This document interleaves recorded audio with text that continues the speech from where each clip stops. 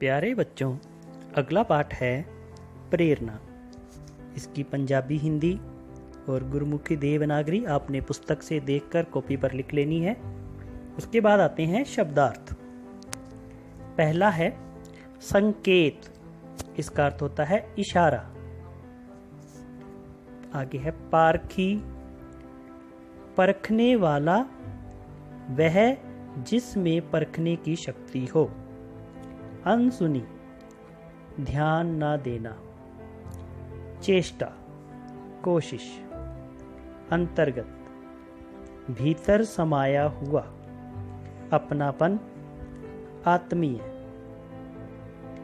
दयनीय अवस्था, दीनहीन हालत, मतलब बुरी हालत। नजर, दृष्टि। कोशिश, प्रयास। पारखी, परखने वाला। बेझिझक, बिना झिझके। इशारा, संकेत। अनुसरण, पीछा। जद्दोजहद, संघर्ष, जैसे हम लॉकडाउन में संघर्ष कर रहे हैं। भांपना, पहचानना। चेष्टा, प्रयत्न, कोशिश।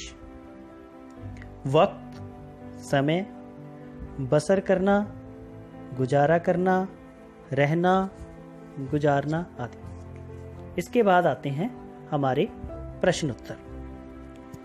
सबसे पहला प्रश्न है, लड़के और उसकी बहन का क्या नाम था? उत्तर आएगा, लड़के का नाम मनीष तथा उसकी बहन का नाम सीमा था। दूसरा प्रश्न, मनीष क्या बेचकर अपना जीवन बसर कर रहा था? उत्तर आएगा, मनीष गुब्बारे बेचकर अपना जीवन बसर कर रहा था। अगला प्रश्न है, गुब्बारे बेचने के पीछे मनीष ने अपनी क्या विवशता बताई? उत्तर, मनीष ने बताया कि उसके पिता मर चुके हैं, इसलिए उनके परिवार का गुजारा गुब्बारा बेचने से ही होता है। आगे प्रश्न है, पढ़ोगे पूछने पर उसने क्या उत्तर दिया? उत्तर, उसने न में सिर हिला दिया, मतलब वो पढ़ना नहीं चाहते, उन्होंने ना कर दी। आगे है, बच्चों को किस संस्था के अंतर्गत पढ़ाने के लिए ले जाया गया? उत्तर है, बच्चों को प्रेरणा संस्था के अंतर्गत पढ़ाने के लिए ले जाया गया। आगे है प्रश्न, मनीष और सीमा क्या बनना चाहते थे? इंपॉर्टेंट है ये। उत्तर, मनीष पुलिस इंस्पेक्टर तथा सीमा मैडम बनना चाहती थी। तो यहां तक हमारे एक वाक्य वाले थे। उसके बाद है उत्तर 4 या 5 वाक्यों में दें। पहला प्रश्न, लेखिका ने बच्चों को पढ़ाई का क्या महत्व समझाया? उत्तर, लेखिका ने बच्चों को समझाया कि अगर वे पढ़ेंगे नहीं तो उनका बचपन, जवानी और बुढ़ापा इसी तरह से व्यर्थ हो जाएगा। पढ़ाई से ही उन्हें नौकरी, एक घर, अच्छे कपड़े मिल सकते हैं। अगला प्रश्न, मनीष का चरित्र चित्रण बताएं। उत्तर, मनीष की आयु 7-8 वर्ष की है। उसके बाद है, वह लाल बत्ती चौक पर गुब्बारे बेचता है। वह बहुत समझदार है। अगली पंक्ति में लिखेंगे, वह अपनी बहन से बहुत प्यार करता है।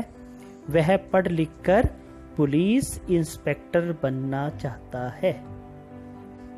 उसके बाद एक अति महत्वपूर्ण प्रश्न है, भीख मांगना अपराध है? सपने देखो और उन्हें सच करके दिखाओ। शिक्षा ही वह सीढ़ी है जिस पर चढ़कर मंजिल पाई जा सकती है। इन तीनों वाक्यों पर हमने अपने विचार लिखने हैं। आपने भी सोचना है और जो विचार आपके मन में आते हैं वो आपने लिखने हैं। अब मैं आपको बताऊंगा इन क्या विचार लेखक ने लिखे हैं। लेखक लिखता है पहले भीख मांगना अपराध है के बारे में। भीख मांगना एक सामाजिक अपराध है, इसलिए मनुष्य को कभी भीख नहीं मांगनी चाहिए। हमें सदा अपने हाथों से मेहनत कर अपने जीवन का गुजारा करना चाहिए। दूसरी पंक्ति में वो कहता है कि सपने देखो और उन्हें सच करके दिखाओ। इसके लिए वो लिखता है, सपना देखना जीवन में आगे बढ़ने तथा उन्नति प्राप्त करने का प्रतीक है। सपनों से ही आगे बढ़कर उन्हें पूरा करने का रास्ता दिखाई देता है। इसलिए हमें सदा सपने देखकर उन्हें पूरा करने का प्रयास करना चाहिए, पूरी मेहनत करनी चाहिए।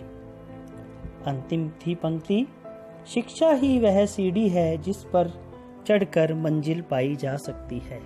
लेखक लिखता है, शिक्षा मनुष्य जीवन की आधारशिला है।